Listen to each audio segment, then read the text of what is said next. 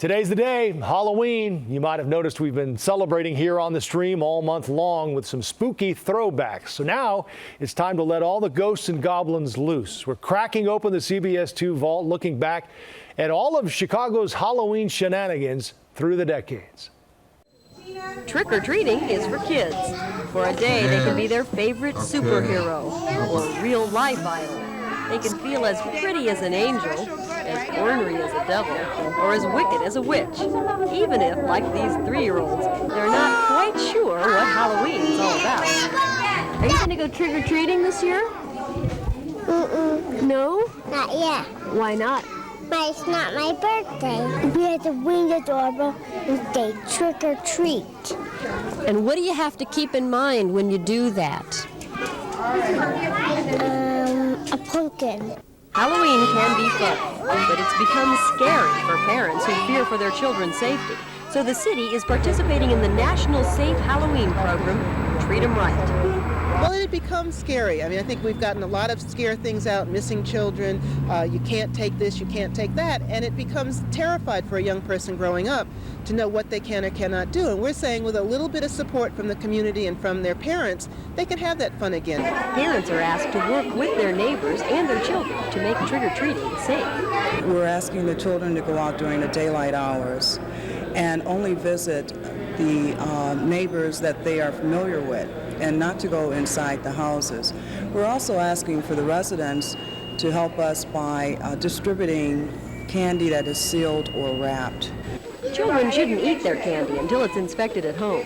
Parents should discard fruit or unwrapped or homemade candies. But it's not necessary to x-ray candy if it comes from a neighbor parents know.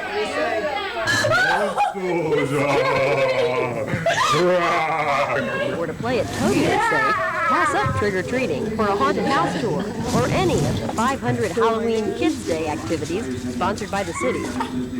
Supervised neighborhood activities like this haunted house will be going on in the Chicago area through November 1st. So take advantage of them and have a scary but safe Halloween. I'm Kathryn Pratt, Channel 2 News. It is not often that you get a chance to be flanked by both presidential candidates at the same time, Ronald Reagan and Jimmy Carter. In reality, these are pumpkin carvings. They are the work of Dean Corridos, who's the banquet manager at the Hyatt Regency O'Hare in Rosemont. Dean Corridos is not a trained artist. He began carving pumpkins a few years ago as a way to make a different kind of jack-o'-lantern for his kids. Each one represents at least 5 hours of work. He begins by tracing the outline of what he will carve on the pumpkin skin. This one will be the shark from Jaws. His first job is to create the basic shape and then work in the details. Teeth are an important feature of this shark. Carving a pumpkin this way creates a pile of shavings. It helps to spread an old tablecloth or newspapers around your work area. Soon the shark is taking shape, and the teeth begin to emerge from the basic structure. Having a little fun with this, Dean decided to add a little mustache to give the shark a Bob Wallace look. That's a Bob Wallace shark. Oh, that's a Bob Wallace shark. Most of his ideas come from his children. Depending upon what movies are popular, they suggest pumpkin characters.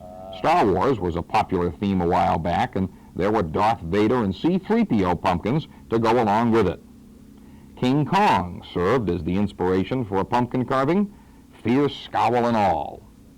Cartoon characters impress the kids. Donald Duck and Bugs Bunny always get a chuckle. Well, I must admit that does look a little like me with the mustache on it, but this is what a finished Jaws pumpkin would look like. A little bit of paint and some detailing, and you get the shark right out of the movie. With Dean Corridos at the Hyatt Regency O'Hare, this is Bob Wallace working at some fancy pumpkin carving for Channel 2 News. I think I'll take them trick-or-treating with me tonight. Boy, they'll give me everything when I show them this. Ah!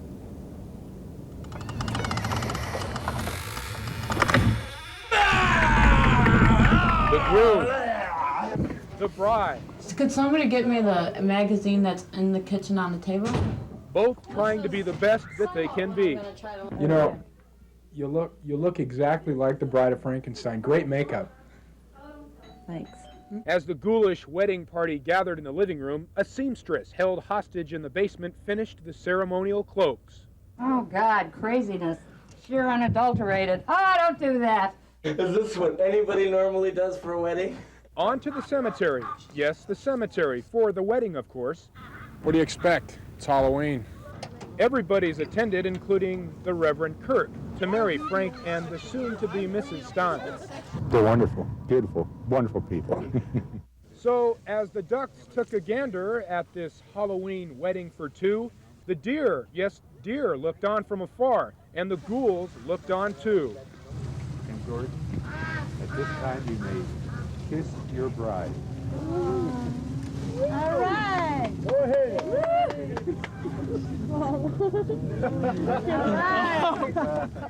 Mike Kirsch, The Weekend News.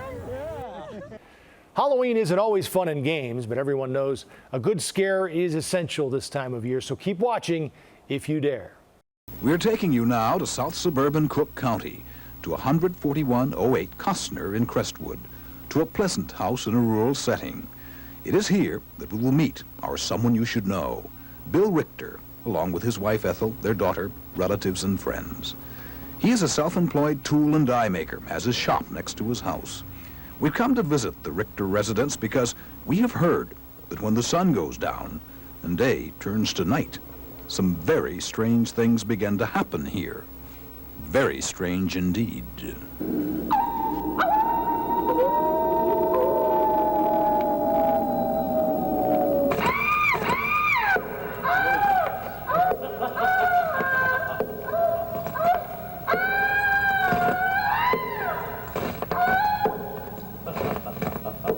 With the darkness, an assortment of dreadful things descend upon Bill Richter's front lawn. And if they weren't horrible enough just being there, the creatures have the nerve to move, too. All of this is what Bill Richter does for Halloween. He and his helpers put up all the displays at nightfall and take them down 3 hours later. They do it each night of the 3 weeks preceding Halloween. Richter explains the animation is achieved through the use of fishing line, barbecue motors, and a bunch of safety pins. Now, let's meet the star, Mr. Phantom of the Opera. How did it get started, these horrors for Halloween? Let me tell you, the Phantom knows. My daughter wanted to hang a scarecrow on a tree, and we hung him in there. The following year, she wanted to put a ghost in a tree, and I says, would you like that ghost to move? And she says, could you do that? And I says, sure. So we did that, and we got good response, so we started off with the casket, and we ended up here 4 years later. And 4 years later, audiences have gotten so big they block traffic in the street. Sometimes candy is passed out to the kids, and interestingly, there has never been a litter problem.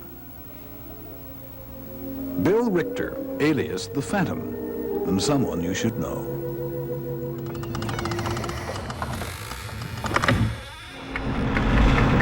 I caught up with Richard Crowe and his gang of ghost hunters as they filed into their last stop on the terrifying tour. Oh! Were there any ghosts at the Red Lion pub? Yipes, there's one. No, it's just a painting. What's this? A monster from beyond? No, just a sculpture. All right, Richard Crowe, what are you up to? We're wrapping up a 5-hour tour right now, Rick, and tonight we've already seen the location where John Dillinger was shot down, which is haunted, the site of the St. Valentine's Day Massacre. We've done the Resurrection Triangle in search of Resurrection Mary. We were out looking for the Maple Lake Ghost Light, the southwest suburbs. So we're all over the Chicagoland area. Now we're wrapping up here in a genuine haunted British pub. While some of his Ghostbusters chowed down, others talked about this tour. It's a lot of fun. I mean, you go around Chicago, see a lot of sights that you don't normally see during the night, and it's interesting. He's a great storyteller. He keeps you entertained the whole time. And then... It's like right in here. It's right in here. It's like moving along. It's getting stronger right here. Yeah. Like it moves back and forth in between here. A ghost? Who will ever know? Downstairs, normal people drank in blissful ignorance, and Crowe, ever searching, took me for a walk. Come on, Rick, let's go get the ghost of John Dillinger.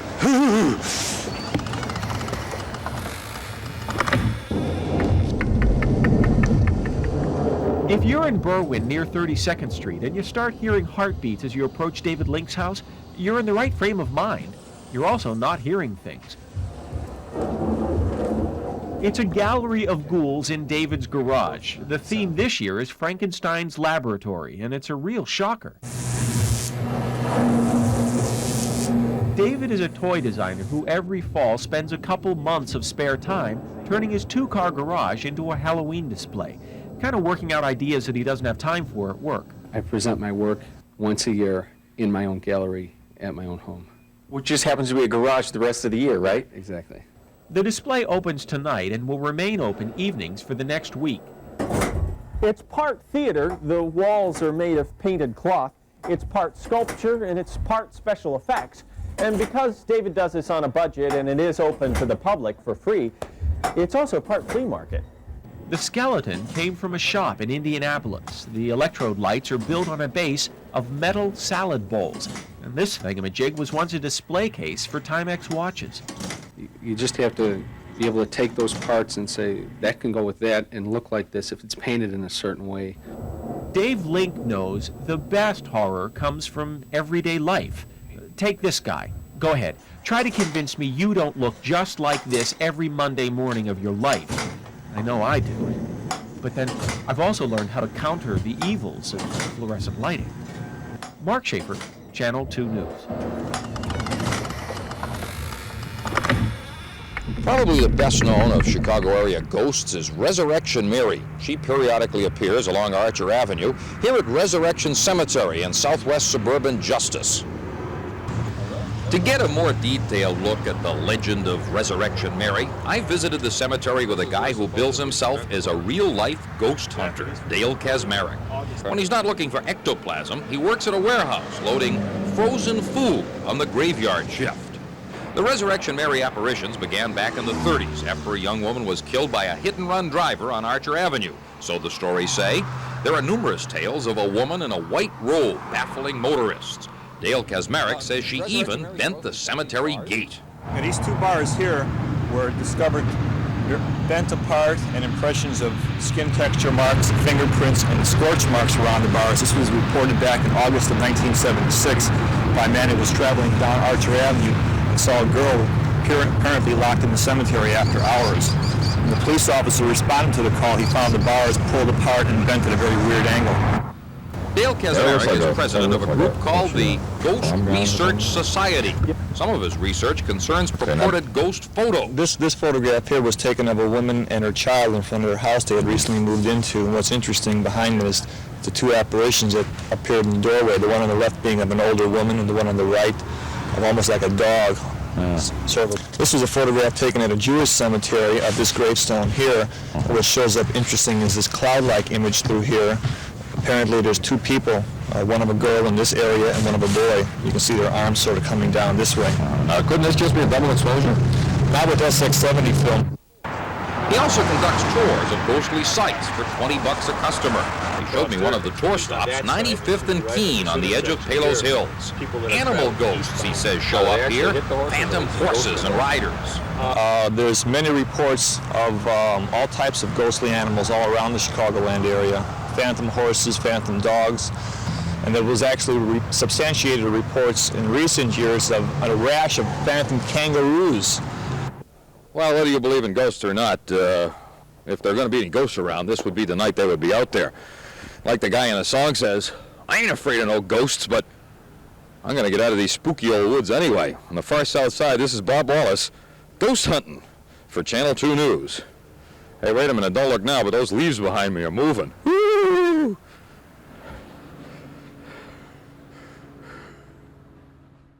One of the earliest Halloween reports we found in our archives is a fascinating special from 1978 on the witches of Chicago. For most of you, tonight is Halloween, a time traditionally when things go bump in the night, and certainly a time to stay out of a place like this. But to witches, real witches, tonight is Sam Hain, and a time to celebrate with festivals.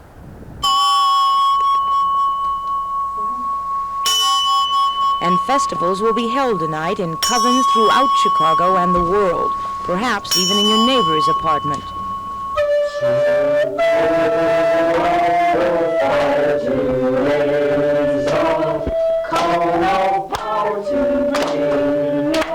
It It may look and sound a little frightening, but these witches practice the white arts, and this ritual, like all they hold, is for good and never for evil. And they'd like to dispel forever the misconception that witchcraft is bad. People are always asking about whether we worship the devil or do black masses or try to hex people. In fact, some people call up asking if we'll teach them how to hex somebody. And, we don't teach that sort of thing. What they do teach is the religion of the craft, and the craft teaches the worship of God. We're all part of God at all times, so the energy, out there and in here is all the same thing. And it's just a matter of knowing how to channel that energy. And channeling energy, for some women, comes easier in witchcraft, because witchcraft holds both a male and female god. The whole idea that there can be female deity just opens up whole new visions.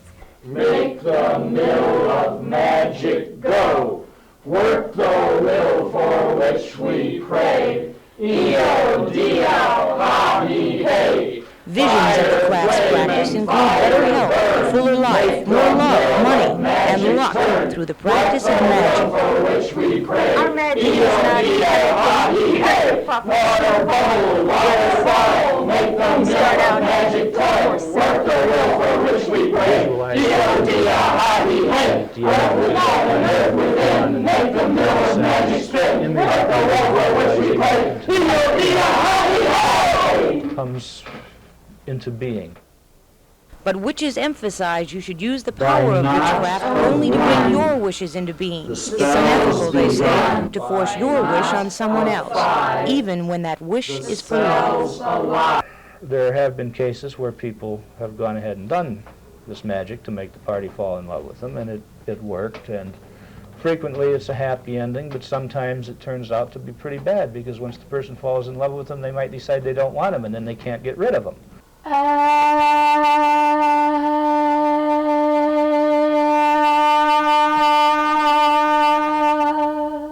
Shirley Clark is the high priestess of the Calumet Pagan Temple in Calumet City. Her specialty is healing, and here she's performing a ritual to relieve a woman's back pain. But she claims to have healed much more serious disorders. Ulcers, cancer, bladder cancer, some miscellaneous broken bones, anything from colds to just about anything else. The high priestess is willing to present witnesses to her healings. So, too, is Coven member Debbie Moore, who claims to get visions of the future through her crystal ball. To prove it, she saw something from my career. I see you very happy and receiving coins. According to a tarot card reading, the career coins could turn into cold, hard cash, but there was a warning. You're hoping to see your plans fulfilled and to have the world in your hand in the near future. But the final outcome, the card that shows your fate, says that this wonderful opportunity may be passed by, that you'll allow it to slip by. And it would seem that you're going to stay where you are instead of making a move and thereby lose a golden opportunity. Besides the tarot, High Priest Richard Clark professes proficiency at magic, an art he says he's learned to take very seriously. Once I jokingly put my favorite curse on somebody, and about a year later he came back and was telling me the horrible things that had happened to him. And so I said, well, we'll do a purification, and we did, and then the bad things stopped. Candles are used by witches to dispel such spells. They are the specialty of Carol Stowe, High Priestess of the Woods Park Pagan Temple in Gary, Indiana. Blue is burnt for health. Yellow is for job or job conditions. Red is for power. Pink, of course, is for love. Green is money. And black would be used for restrictions. Choosing love over all others, the priestess burned a pink candle for me, first anointing it with oil. Now remember, this is not the candle that is used for sex. This is the emotion of love, not the physical act. In the name of the Lady of the Moon and the Lord of Death and Resurrection. To witches, the rituals of candles and festivals works for everything, from love to health. They say it's all a matter of magic. There are witches who specialize in helping you find someone who's lost or who's gone to the great beyond. We have made contact with different entities of different natures on many occasions. We have tested on 2 occasions by utilizing questions about the entity in the case of a deceased individual to establish that this is indeed who we were contacting. This is white witchcraft, and witches say there's nothing to fear. In fact, there's a word of comfort the witches said to tell you they only work for good, and that nothing is so evil that cannot be overcome by their positive forces. Mary Laney, Channel 2 News. At the end of the day, it's all about fun. We found that Bob Wallace had a lot of fun. He attended some pretty freaky costume parties in the early 1980s. Fancy Halloween costumes seem to be the province of adults these days. The staff at Lowry's The Prime Rib at Chicago's near North Side got all dressed up for the occasion today. The event has grown to be a tradition here, with prizes awarded for best costume. The employees do all the work themselves. No rented costumes are allowed. In the dining room, customers are greeted to some strange sights. Who are you? Theta Bera. Theta Bera?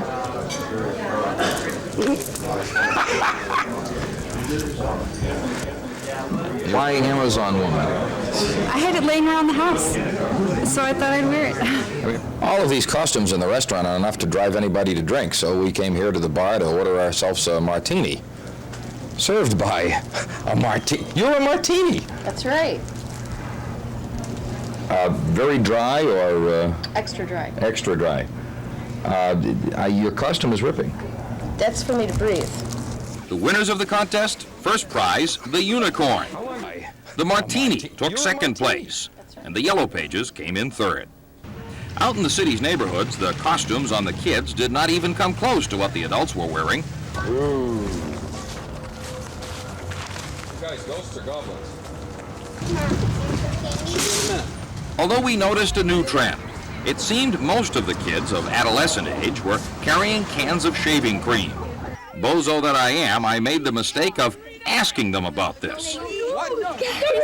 What is this Halloween shaving cream thing now? Fun! It's fun, yeah, it's fun! But you're all covered with shaving cream. Well, we don't so it's easier to take baths, yeah! Knowing darn well I had to get out of here fast, I tried to close off the story. And you guys wanted to do a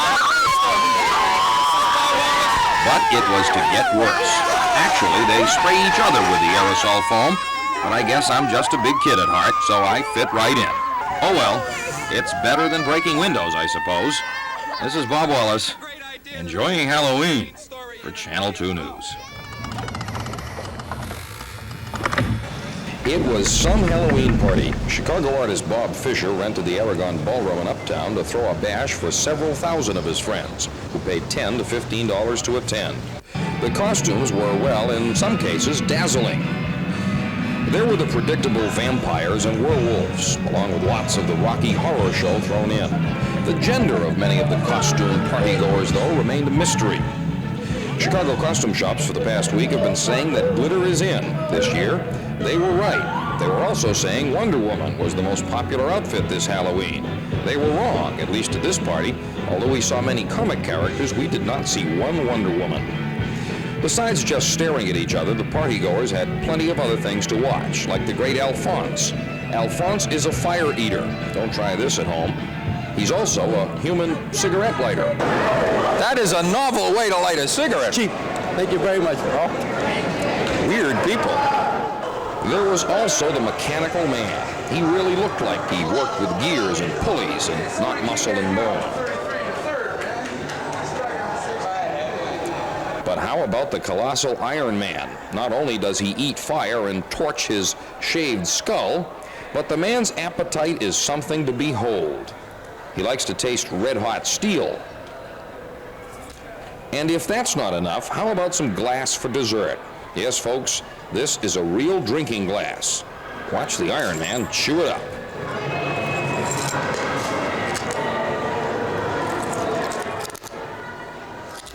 Artist Fisher, who calls his work bizarre art, explained that the entire evening was actually just one big canvas.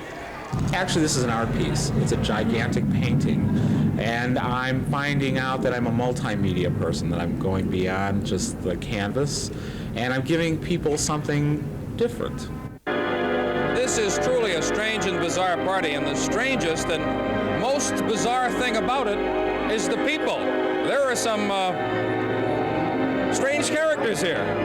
Where are you from? I'm from Mars. How about you? Where are you from? I'm from Chicago, Illinois. There were some very unusual representatives of all lifestyles in the Chicago area. Very, very unusual. Leather and metal studs were much the fashion at this one-of-a-kind Halloween party. One couple was draped in enough chain to anchor the Queen Mary. Well, as night is now fading into morning, the party is continuing. Bob Fisher, the artist and host, is on stage telling folks what all this means, I suppose. Whether it works as a piece of art, I don't know, but as they say, beauty is in the eye of the beholder. At the Aragon Ballroom, this is Bob Wallace saying Happy Halloween for Channel 2 News.